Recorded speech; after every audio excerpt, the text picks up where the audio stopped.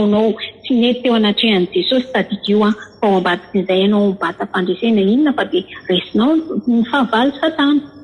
Tadidio fa ny devoly tsy tia mampibebaka atsika. Zarany azy ianao hitoetra amin'ny fahalitoana, amin'ny fahotana, amin'ny faharatsiana. Zarany mihitsiny.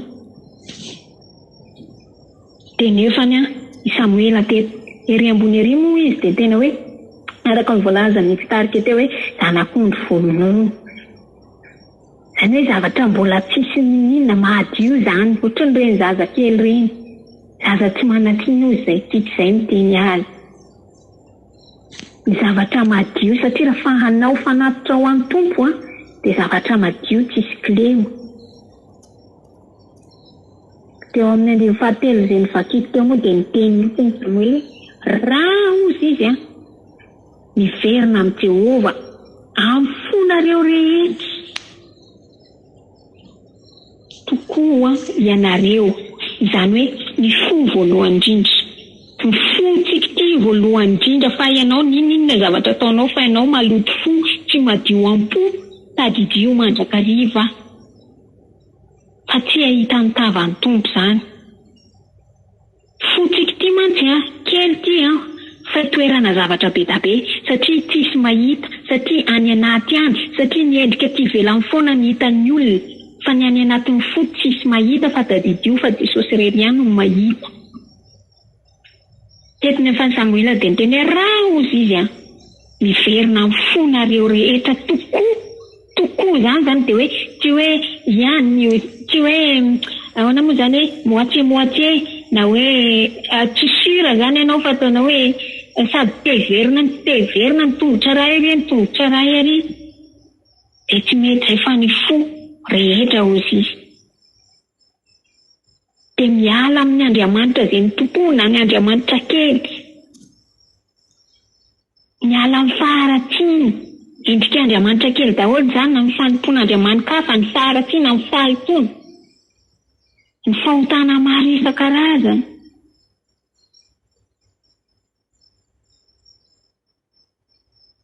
Mila miala zany, miala amin'ny faharatsiana. Raha tena te hanompo an'izany Andriamanitra avelona zany izao sianao dia mila miala amin'ny faharatsiana. Amin'izao andro izao mantsy tena hoe betsaka ny olona manao fombafomba fotsiny amin'ny fivavahana ity hany ka lasa rabirabian'ny olona. Ary izay indrindra ihany koa mahatonga ny kristianina hoe ataon'ny olona hoe mivavaka ihany nefa dia mitsipozipozy satria tsy anatin'ny fo le izy ka tsy miaina na le izy fotony lasa fombafomba fotony dia ataon'ny olona resaka hoe kristianina mivavaka anefa ny tsy amin'ny fo rehetra no anaovana ny zavatra fa atao amin'ny sadasada nefa n'izay tsy tian'Andriamanitra. Teny Samuela dia miteny hoe raha miverina amin'ny fonareo tokoa ozy izy ka hiala amin'ny faharatsiana, hiala amin'ny anariny Andriamanikafa dia mampiomana amin'ny fo ho an'ny Jehova rery ihany. Dia izy rery ihany no topoiny, izy rery ihany ny toetra ao anatin'ny fo izany satria hoesorina daholo izay rehetra tsy azy, izay rehetra mety mibambana any anatin'ny fo tsy ahafahan'i Jehova mitoetra any anaty lalon'ny fo ny tsirairay avy. Dia inona ozy dia hamonjy anareo Jehova sanala tamin'ny tanan'ny Filistiny Jehova. Izany ny tenin'ny Samuela tamin'ireto zanak'Israely reto. Misy condition tsy maintsy arahana, tsy maintsy atao tahaka izany koa izao sianao. Tsisy tanteraka fa tsika miezaka miala amin'ny faharatsiana, miezaka miala amin'izay rehetra mety mbola mamatotra, mangeja, mandavo. Tsika milaza fa tian'Andriamanitra tsika, mivavaka tsika. Nefa tsika mbola tsy mahay mamela heloka, nefa tsika mbola mandeha amin'ny faharatsiana, nefa tsika mbola manavakava, nefa tsika mbola mizaha tavan'olona, nefa tsika mbola hoe tiko. Izany zavatra rehetra izany mandavo ny kristianina. Fa tsy hoe hita ianao dia mivavaka be ianao dia nefa ny any am-pona ho any tsy ngamo hita ny rahavavy ny atao anatin'ny fo fa zaho miteny foana ny fatany fa tadidio fa Jehova mahita fa mila miainga avy any amin'ny fo daholo izany raha te hanao zavatra ho an'Andriamanitra. Aoka tsy ho toerany ratsy zany io fotsika io, fa izay mihitsy mampiafina ny tavan'Andriamanitra amintsika, ary izay dia tena voalaza ny soratra masina hoe fa mieliko arao no miefitra mampisaraka anareo amin'Andriamanitra. Vao misy zany zavatra tsy mety ataontsika dia tadidio fa misaraka amin'Andriamanitra tsika, izay manisy barazy eo amin'ny lohanao ianao mampisaraka anao amin'Andriamanitra. Ka izay indrindra no nahatonga ny Samuela tena nantenina ihitsy an'ireto hoe ninona zany izay zavatra rehetra mitoetra, satria reto Andriamanitra kely ny tompony reto anie mety efa tafalatsaka tany anatin'ny fo mitoetra any anatin'ny fo ka izay nge mahatonga antsika izay rehetra endriny fotsika dia lasa sampy. Hafa ianao mitena hoe miadore zavatra hafa nohona Andriamanitra zany dia tadidio zany fa zavatra tia dia sampy izay. Izay ny mila ny fotsika ity zany tena hoe aleo mihitsy ny Jehova ny toetra sy andamina azy araka any amin'ny ohabolany any hoe anaka tolory aho izy ny fonao, satria ato anatin'ity ihany mety mamatotra atsika sy mandavo atsika dia ny fo mora mirika amin'ny zavatra hafa. Fa rehefa tena Jehova no tompoina mitoetra ao anatin'ny fotsika, inona zavatra mety famaofao eny efa voakovorian'ny tompo ny fotsika, tsy hatafiditra zavatra hafa mety hitoetra ao ihany koa dia ho lasa ho sampy. Dia nanary an'ireo Bala sy ny Astarta ny reto zanak'Israely reto dia nanompo an'i Jehova araka ny teny voasoratra teo. Jehova irery ihany, tsisy ankoatr'izay, dia izay koa no tompontsika mandraka androany. Tsisy Jehova ankoatran'i Jehova ilay tompontsika, ilay Andriamanitra velona, tompon'izao rehetra izao, tompony fahefana, manao izay tsy araky ny eritreretintsika. Jehova irery ihany no mahavita an'izany. Ilay Andriamanitra velona, tsy tena mivavaka amin'Andriamanitra velona fa tsy amin'ny Andriamanitra maty. Zao tonga zao ny teo tsy haiko inona nahatonga ity fankalazana n'ity fety maty. Raha tena kristiana tsy mankalaza an'izany, fa zany zavatra fitaka be da be eo ambadiky ny fety maty io.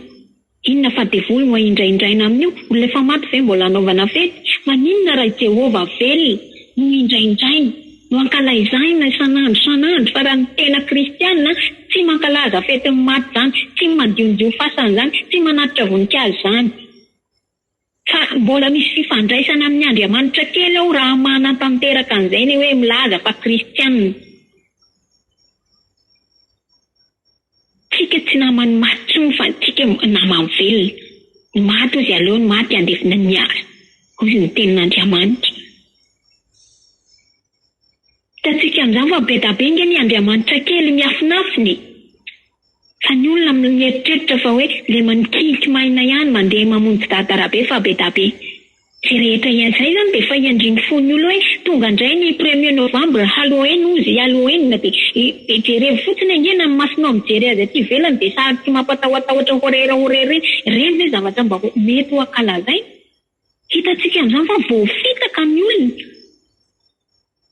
Misy fitaka tanteraka ao ambadiky reny.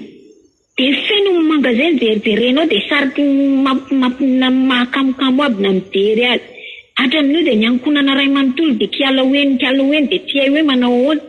Fa maninona raha Jesosy mihitsy izao no ankalazaina foana, indraindraina foana, ilay Andriamanitra velona. Tsy Andriamanitra maty fa Andriamanitra velona. Tsika izany mila mankalaza n'Andriamanitra velona.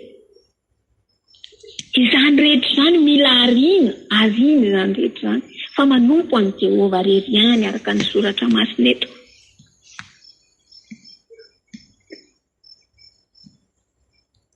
Dia rehefa vita izay dia tena hoe i Samuela mihitsiny nivavaka amin'i Jehova ho an'ny rehetra zanak'Israely rehetra. Efa voateny rahavavy teo moa izay ilay hoe mila ilaina foana ny ray ara-panahy.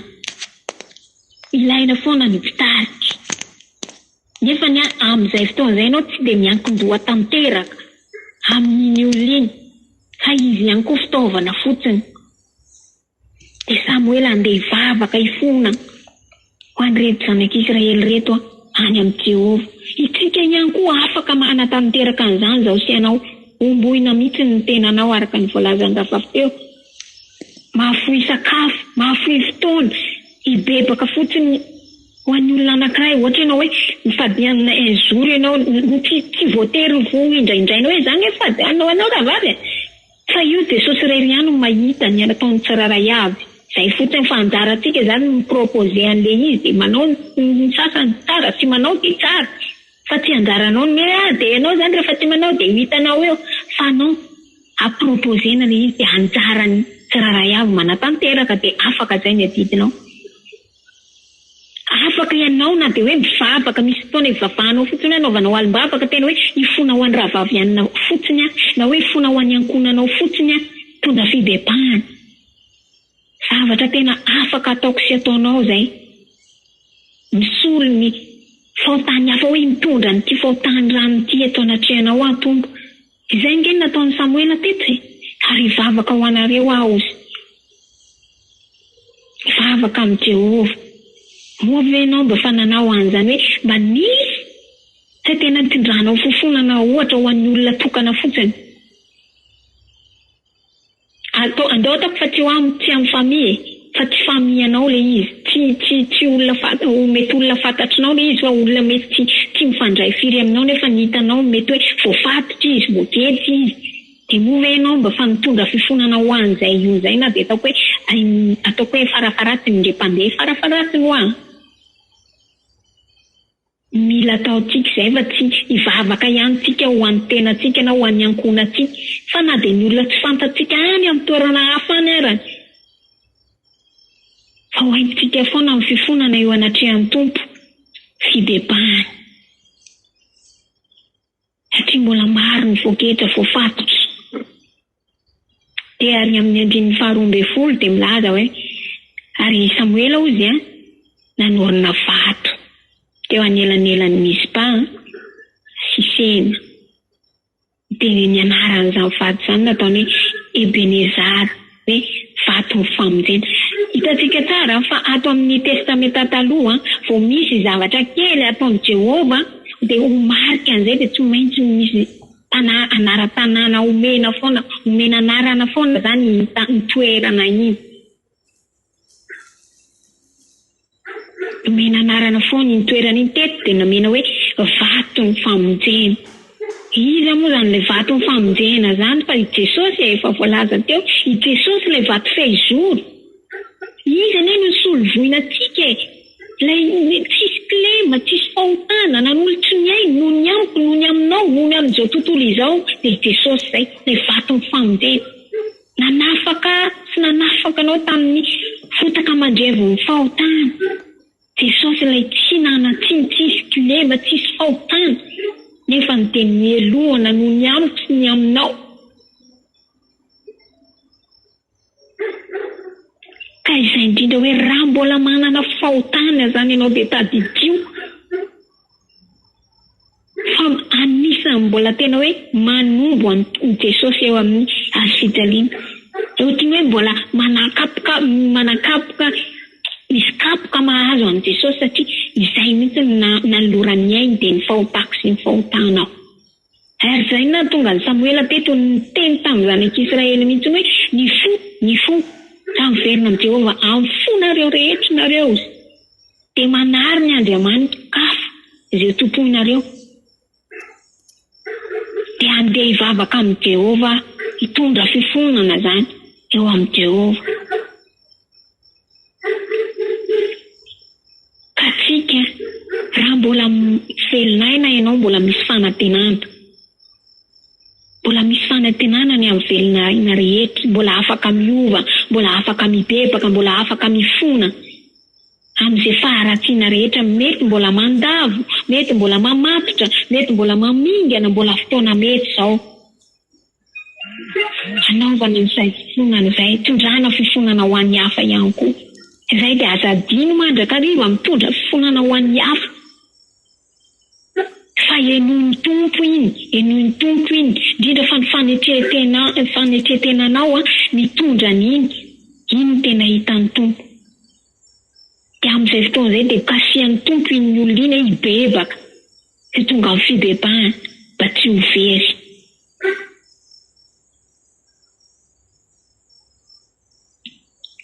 Ka mbola manana fotoana izao sy ianao mbola afaka mitondra ny faotany hafa eo anatrehan'i Jesosy satria Jesosy ilay vaty famonjena namonjy tsisy tian'Andriamanitra ho very izao sy ianao, tsisy tian'Andriamanitra ho very ny olona rehetra. Ny sitrapon'Andriamanitra anie dia tena hoe izao tontolo izao mihitsy ny voavonjy daholo e. Fa izaho mbola mahabe famindram-po amin'ny tompo satria mbola mariny tena mbola milona amin'ny zavatra tsy araka ny sitrapon'Andriamanitra, mbola manome fotoana foana Jesosy ahafahana mibeba. Izao zao ny fotoana tokony hitoriana izany fibebahana izany. Izany fitahiana sy fitahiana miraradraraka sy fipoahana zany manaraka eny foana zany rehefa anjaranao zay omeny Jehovanao zay ameny Jehova eny foana zay. Fa rehefa azonao antoka ianao tena hoe dioviko aloha momba rehetra fa izay rehetra fantan'i Jesosy dia anaraka izay ilay hoe katsao aloha ny fanjakana sy ny fahamarinana. Dia anaraka anareo izao rehetra omena anareo izao rehetra omeny tompo antsika maimaim-poana ane efa ameny antsika ane ireny. Fa noho hoe fikatsahan'ny olona anazy diso tafahoatra loatra dia lasa mivoana ilay izy. Ka mino fa ho anisany mba hitondra ny faotany hafa ao anatrehan'ny tompo ianao tena hoe hanokana fotoana na vavaka io na alim-bavaka ataonao na vavaka maraina na vavaka atoandro na vavaka après-midi na vavaka avamidi mba hoentina dia olona anankiray tena hoe babo tena hoe ataovy torotoro eo amin'ny Jesosy ny fonao. Fitorotoro sy mangorakoraka ny tiany tompo, ny ilain'ny tompo tondrahana izany fifonana izany eo anatrehany.